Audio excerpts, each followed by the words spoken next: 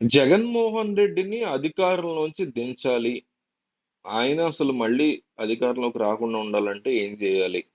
అనే కాన్సెప్ట్‌తో చంద్రబాబు నాయుడు అనేక రకాల హామీలిచ్చారు.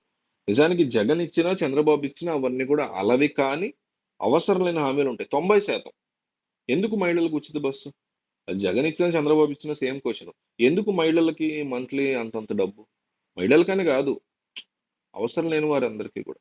అక్కర్లేనటువంటి హామీలన్నీ కూడా ఇవ్వటం.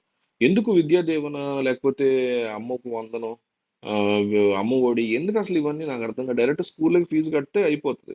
కాదు వాళ్ళకే ఇచ్చి మీకే నెలకి లేకపోతే సంవత్సరానికి ఇంత డబ్బు ఇస్తున్నాం. 5 ఏళ్ల తర్వాత మాకింత డబ్బేయండి అని లంచం కాదా ఇదంతా? చంద్రబాబు చేసిన, జగన్ చేసిన. సో ఇట్లాంటి అంశాలు అవసరం లేని అలవి కానీ మన యొక్క ఆర్థిక భారాన్ని ఎవరికి మన డబ్బే అదంతా. మనం టీ షర్ట్ కొనుక్కున్నా, మనం ఒక పెన్సిల్ కొనుక్కున్నా కట్టే ట్యాక్స్ లోంచి వచ్చే డబ్బు అట్లా ఎన్నో వస్తువులు కొంటాం మనం రోజుకి. ఆ డబ్బు దాంతో పాటు మన ఇన్కమ్ ట్యాక్స్. ఇవన్నీ కూడా తీసుకెళ్లి మళ్ళీ అవసరం లేని చోట్ల పెట్టాం. పిల్లలకి ఫీజులు కట్టండి, సంతోషం. స్కూల్స్ డెవలప్ చేయండి, సంతోషం. మళ్ళీ నాడు నేడులాగా మీ కాంట్రాక్టర్ల కోసం కాదు. మంచిగా పాజిటివ్‌గా చేయండి. స్కూల్లో మంచి విద్య ఇవ్వండి. క్వాలిటేటివ్ విద్య ఇవ్వండి పిల్లలకి. వీటన్నిటికి పెట్టండి ఖర్చు. పబ్లిక్ ట్రాన్స్‌పోర్ట్ ఇంప్రూవ్ చేయండి. రోడ్లు ఇంప్రూవ్ చేయండి.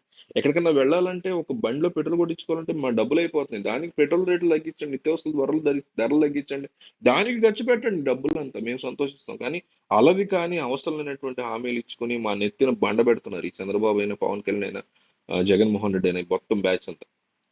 సో ఇప్పుడు ఈ హామీలకు కావాల్సినటువంటి డబ్బు కేంద్రం నుంచి గ్రాంట్ల రూపంలోనో, రకరకాల అప్పుల రూపంలోనో రావాల్సింది. సో ఎఫ్ఆర్ఎంబి లిమిట్‌ని దాటి గత ప్రభుత్వం, చంద్రబాబు ప్రభుత్వం 2014, 19 కావచ్చు, జగన్ ప్రభుత్వం కావచ్చు రకరకాల అప్పులు చేశారు.